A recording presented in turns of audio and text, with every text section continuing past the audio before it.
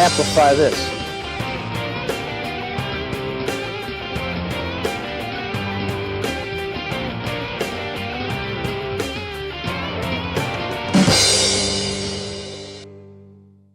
Here is another blast, another hand of the week I call Doing Monte Carlo in Style.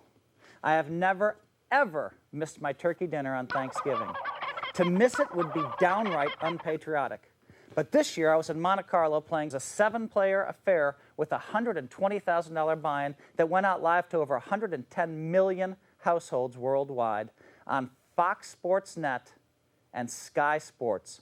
Of course, Thanksgiving is purely an American holiday, so after searching high and low, I discovered that there was no turkey, no stuffing, no cranberries, and no mashed potatoes to be had anywhere in Monaco. The tournament was held behind closed doors in the classic, spectacular Monte Carlo Casino. The field was world-class, too. Gus Hansen, Phil Ivey, David Devilfish Elliott, Chris Jesus Ferguson, John Juanda, Mike the Mouth Matisow, and me. The tournament began at midnight in Monte Carlo, which was 6 p.m. on the East Coast.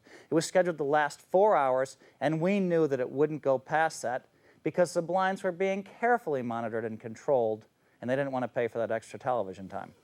All 7 of the field came to the table in fine form. Ivey had won the Monte Carlo Millions, $1 million for first the night before.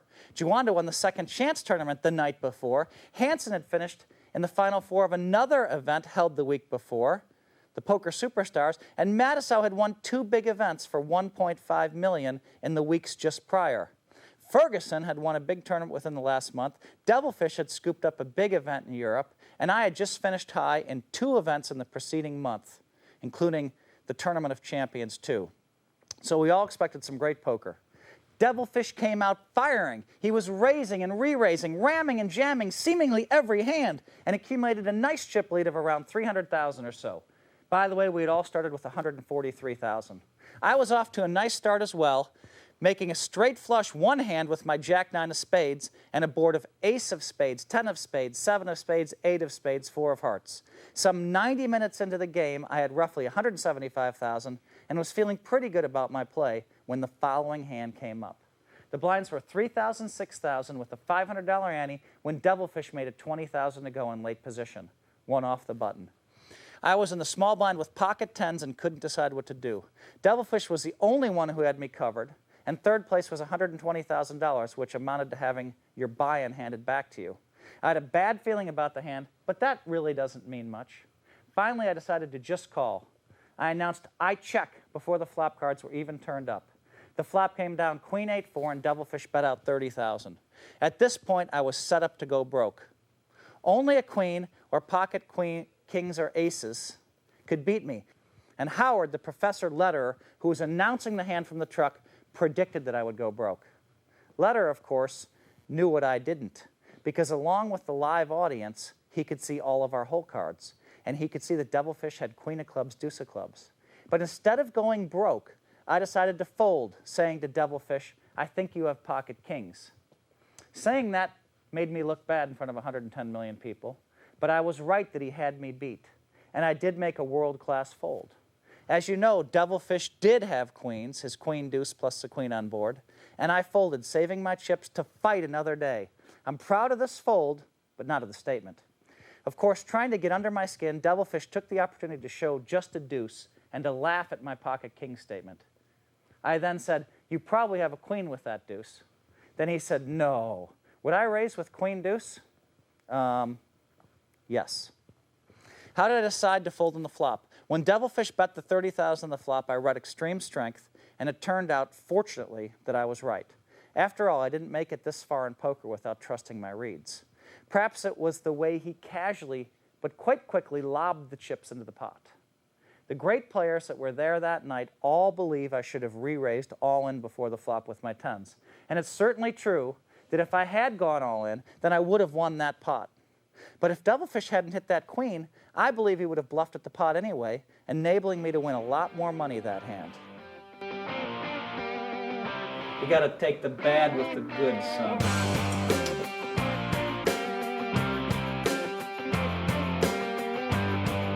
Now let's continue with another interesting hand that came up. This one between the 2000 world champion of poker, Chris Jesus Ferguson, and me, when the blinds were 5,000, 10,000, and the ante was 2,000 a player. Everyone else folded to me, and I looked down at King of Hearts, Jack of Hearts on the button.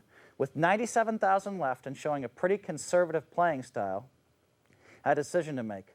Of course I would raise it up, but how high should I go? I could set it anywhere from 30,000 to 97,000 to go, and I had a decent hand, one that I would have been quite happy to simply win the blinds and antes with. I wasn't Matisow, who had gone broke pushing on with 7-6 offsuit 30 minutes earlier, and the guys knew that from years of watching my relatively conservative play. If I were to put in my whole stack, I would be sending a message that I had a pretty good hand. I'd also be making it very tough for anyone to call with a small pocket pair or an ace-X type hand like ace of spades, 5 of spades, X being a weak kicker. Whereas if I made it just 30,000 to go, someone could well move in all in on me, raising my last 67,000 with his small pair or ace weak kicker type hand. Finally, I opted to move all in. Ivy in the small blind folded instantly. And now Ferguson went into the tank for a while. I was thinking that he had ace-jack and that he would have to call me with that hand. So I was rooting for him to fold. After a full minute, Ferguson called me with ace of spades, 5 of spades, and the race was on. In fact, he was about a 60-40 favorite, maybe a little bit less than that, maybe 55-45. When an 8-high board came, Ferguson won the pot and busted me in 6th place out of 7. By the way, I thought Ferguson to be roughly a 54% favorite to win the pot before the flop with his ace-5 of spades, and that's just about right. Now, what of Ferguson's call here? He had only 130,000 total, and he was committing well over 70% of his chips with the relatively weak ace of spades, 5 of spades. I said live on air that I didn't like his call because I believe the great player shouldn't risk too many chips making weak calls like this one.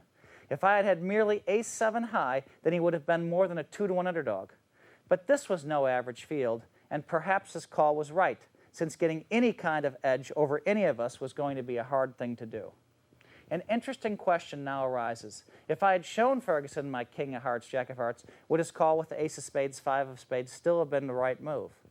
In most tournaments, for over 70% of your chips, I would say no. After all, why shouldn't a champion like Ferguson take advantage of the fact he's a great player and win a lot of chips risk-free by outplaying the other players at the table?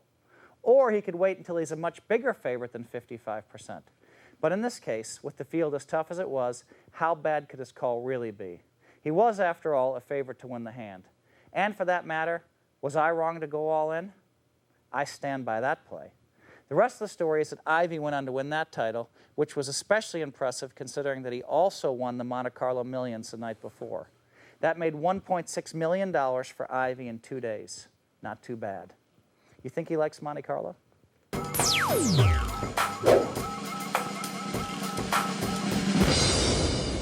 I amplify. Do you?